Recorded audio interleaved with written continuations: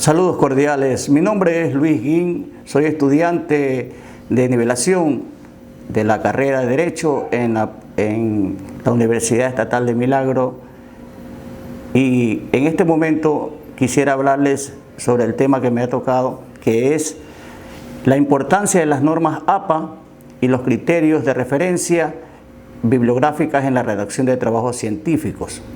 Como objetivo principal, tenemos que saber conocer las características específicas para citar fuentes conforme a las normas APA, en este caso la sexta edición.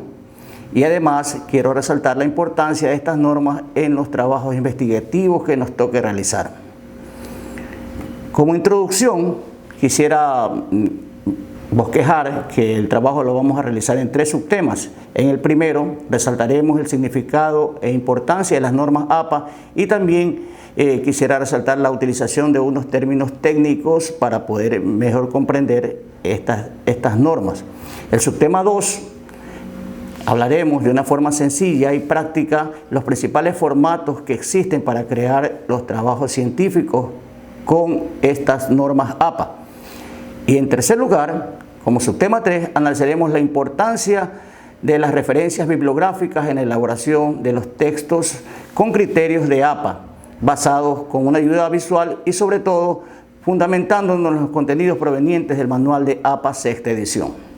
Bien, vamos a hacer un poco de historia. En 1929, la Asociación de Psicólogos Americanos fundaron lo que hoy se conoce como normas APA, que fueron un grupo de psicólogos, antropólogos y editores de imprenta que se reunieron para su elaboración y que sirven para la presentación de trabajos escritos de las ciencias de conducta o las ciencias sociales. Dichas normas se encuentran plasmadas en el manual de APA, que primero fue en la primera edición en 1929. La versión más reciente es la sexta edición en inglés y la tercera edición traducida al español, que fue en 2010. ¿Qué son las normas APA? Son un conjunto de estándares creados con la finalidad de unificar la forma de presentación de trabajos escritos a nivel internacional. Además, este manual sirve para elaborar trabajos de investigación y creaciones científicas. Sus normas son las de mayor importancia a nivel mundial. Entre sus beneficios, podemos decir que ayudan a la comprensión lectora, facilitan la información bibliográfica, evitan el uso inadecuado de recursos académicos y también son una fuente de autoridad de la escritura. El propósito fundamental de las normas APA no solo son el de facilitar la comprensión lectora, sino también en unificar criterios en cuanto a los estándares de presentación de trabajos. Además, sirve para proteger la propiedad intelectual en un sentido jurídico, defendiendo los derechos del autor desde el momento de su creación. También evita que nosotros cometamos plagio en los trabajos. Al hablar de términos técnicos, podemos primero hablar de qué es una propiedad intelectual. La disciplina normativa que se encarga de velar por la protección jurídica de toda creación, que es fruto y el esfuerzo del autor. Por eso también tenemos que hablar que el derecho del autor es fomentarse en esa propiedad jurídica que fue creado para defensa de él. El plagio es el acto de utilizar de una manera total o parcial la obra, un texto, una idea, un recurso multimedia, sin dar un debido reconocimiento al autor mediante una referencia o una cita dentro de una obra.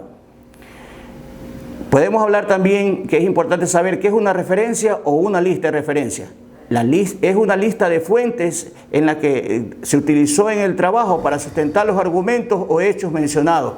En cambio, que la bibliografía es todo el material extra que fue considerado durante la elaboración del trabajo, pero que no fue citado.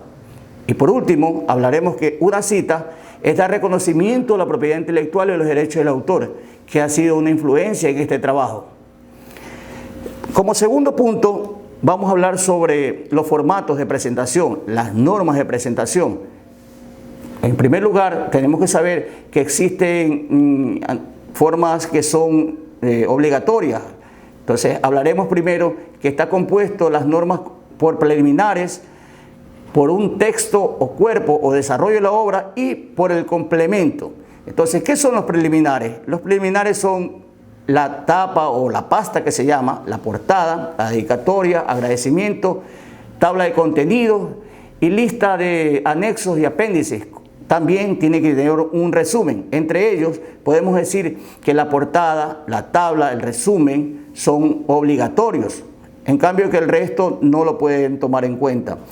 El texto o cuerpo, que es el desarrollo, tiene que tener obligadamente la introducción, las conclusiones, pero además puede llevar capítulos y recomendaciones.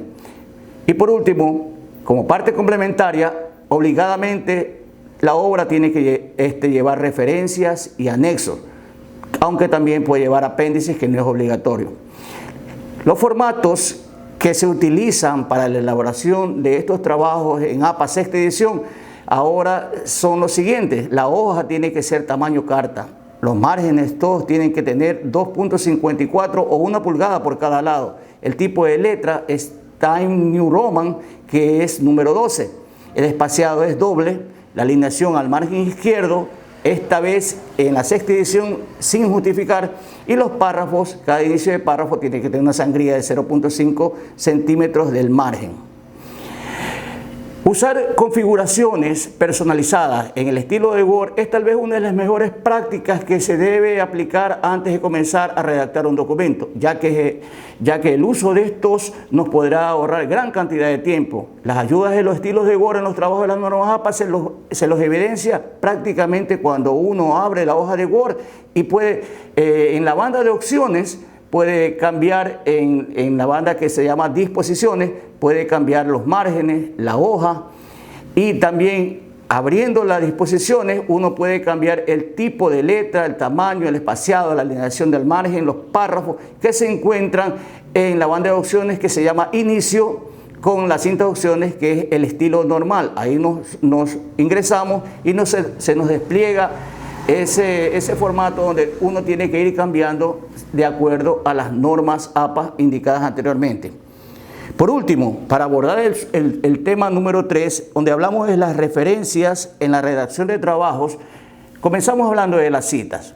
¿Qué son las citas? Ya dijimos que es la forma de que uno tiene para anunciar la fuente, de dónde ha sacado, pero las citas pueden ser directas, pueden ser indirectas y pueden ser citas de una cita. ¿Qué son las citas directas? Las citas directas son las que contienen al pie de la letra el extracto del trabajo que estamos, en este caso, citando. Entonces, la cita directa es la que se pone dentro de un texto y se la extrae directamente, se la tiene que poner entre comillas. La cita indirecta, en cambio, es el parafraseo, es decir, cómo yo interpreto las palabras del autor con mis propias palabras. Hay que tomar en cuenta que toda la cita indirecta, aunque se parafrasee, hay que citarla. Aunque cuando yo coja y asemeje mucho a las del autor, siempre se necesita evitar el plagio. La cita de una cita no es otra cosa que tener una fuente de información a través de otra fuente que fue citada anteriormente. Existen unas normas para citar. Cuando son de más de 40 palabras, la cita hay que ponerla en un párrafo independiente, sin comillas, con una sangría de 0,5 centímetros de lado, ¿no? Y cuando es menos de 40 palabras, se la puede colocar en el mismo párrafo, pero hay que citarla antes o después de la cita, se puede poner las comillas. Existen algunas consideraciones para explicar. La cita básica es poner autor, año y página. Por ejemplo, GIN 2019, página 5. Si va el texto dentro del párrafo, el apellido va fuera del paréntesis, anteponiéndole un comentario como es el siguiente. Como dice GIN, se abre paréntesis y se pone el año y la página. También se puede hacer un énfasis en una palabra que va dentro de la cita. Esa hay que ponerla con cursiva. Si se interrumpe la cita para hacer un comentario propio, esa hay que ponerla entre corchetes, que eso da a entender que es un comentario nuestro. Y si se quiere interrumpir el contenido de la cita, nosotros tenemos que abrir paréntesis para interrumpir, poner 3 puntos, cerrar paréntesis y continuar desde el momento en que nosotros querramos que la cita continúe hasta el final.